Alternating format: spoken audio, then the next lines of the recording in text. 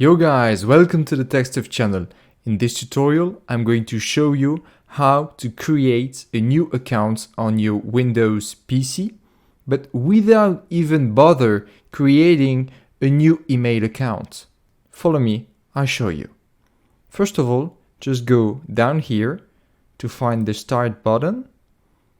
You go up here to find your profile. You click on it.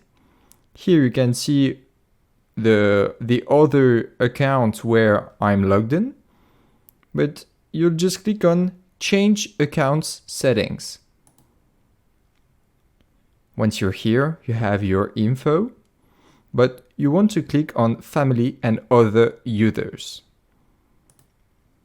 Once you're there, don't click on Sign in with a Microsoft account.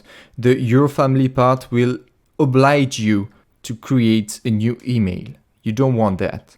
So you'll just click on Add Someone Else to this PC.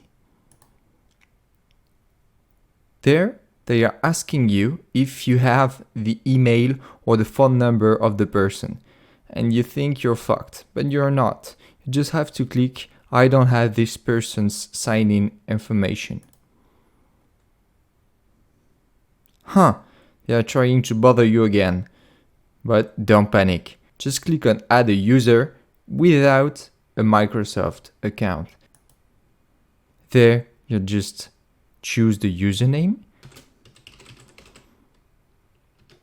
You enter a password. The password again. There, you'll answer some security questions.